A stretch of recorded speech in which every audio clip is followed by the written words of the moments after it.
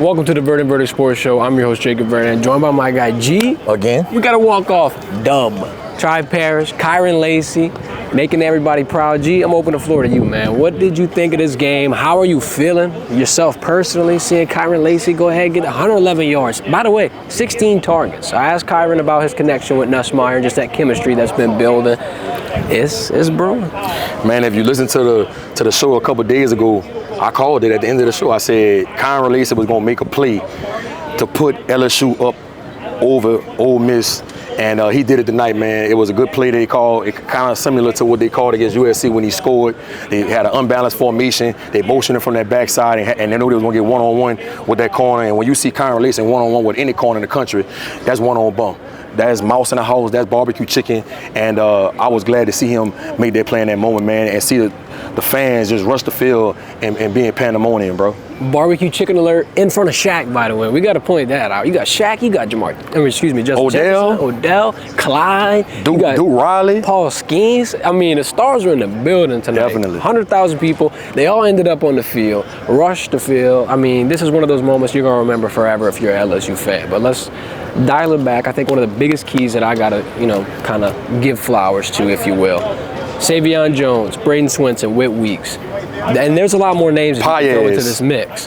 Dominic McKinley. The defensive pressure today, 6 sacks on Jackson Dart. He looked 100% uncomfortable. Did he have his moments? Of course. This is a fantastic offense, but they slowed them down. They kind of nipped it in the bud, if you will, for a little bit. And I do want to say something. I mean, the total kind of got close, right? But we went to overtime. I had peeped that by the fourth quarter, we weren't even halfway over. The defense has showed out today. A lot of people thought it was offensive, and it really, quite frankly, turned into one of those who's going to be the final one pushing, who's going to be the biggest, who's going to be the baddest, and I think LSU they showed some stripes tonight. There was a lot of questions on if they were going to be able to keep up with a team like this, but now I think you start to develop that moxie. However, you're going to have to kind of trim it a little bit. You got Arkansas on the road. You can't get too high. We don't want to be like Arkansas Alabama. playing really, really well right now, too. They just beat Tennessee. Yep.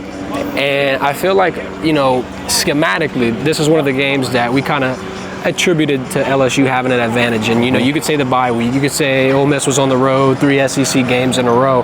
But all in all, I feel like what we learned the most about the team today is just not only how far they're willing to push, but just how they're able to constantly keep evolving, right? I mean, we were in a situation at the beginning of the preseason, we thought LSU was going to run the football down everybody's throats, bully ball. You got 3 different running backs, this, that, the third. Now you're translating here this week. Caleb Jackson gets 1 carry.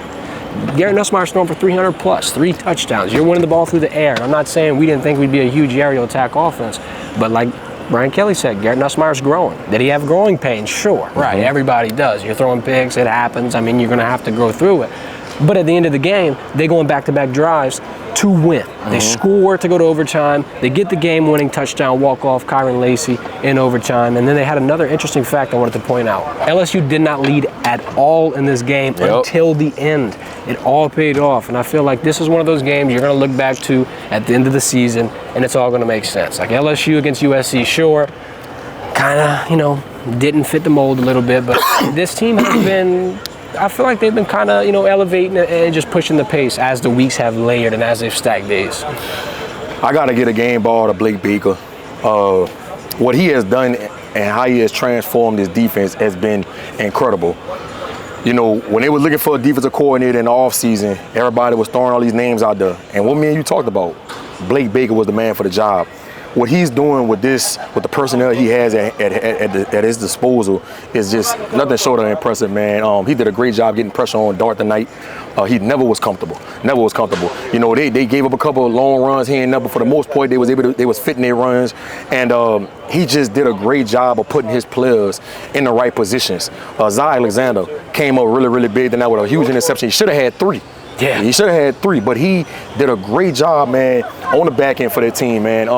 And then, the offense started off slow.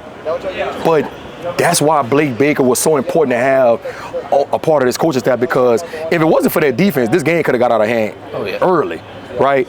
Going into this game, you thought the offense was going to put up at least 30 to 40 points. My prediction was the score was going to be 34-28. I got kind of close, but they didn't start picking it up to the second half toward really in the fourth quarter. And so Nussmeier, he wasn't on point tonight, but he made 2 of the biggest throws probably in his career, right? the fourth down play to Aaron Anderson, and the walk-off to Kyron Lacey, man. You know, this says a lot about what Brian Kelly has done with this team, the growth of this team, the resiliency. You know, when they played against USC, they lost a game like that. And to see them come back and beat an SEC opponent with so much playoff implications on the line, it says a lot about what this team is going. And I'm really proud of them, man. Shout out to my dog, Kyron Lacey, man. Got to keep on giving it. Man. Try Paris, stand up. 15 minutes. Yes, sir. And real quick, before we hop out of here, before we get escorted out of Tiger Stadium, I want to get one more hit shot. with the lights again. Yeah, facts. You're going to put me in the damn dark at midnight. One more big plus I got to give to the defense. They got the ball in plus territory a lot. There was also a moment where the defense gets a stop, offense gets the ball, turns it right back over, defense is right back out there, and they really never missed a beat. And I noticed what Weeks he talked a little bit in the interview about how in the past, sometimes LSU this season especially had moments where they thought they won, USC especially, right? They're sitting there on the sideline celebrating, they're getting hype, and they're not really in the moment. He said today, even when you're coming back, even when you feel it, even when you're tying the game, even when you're pushing in overtime, you got to stay collected. You got to stay hemmed in. You got to stay on the sideline, stay focused, and do not, get too excited. Don't think you won. It ain't over until it's over. And here, Kyron Lacey got it done. Yeah, and I just want to see this team don't get too comfortable. Don't get too complacent. You saw what happened to Bama, right? They came off a huge win against Georgia and then laid their egg to Vanderbilt. You don't want to have something similar happen to you on the road at Arkansas. Arkansas is playing some good football right now.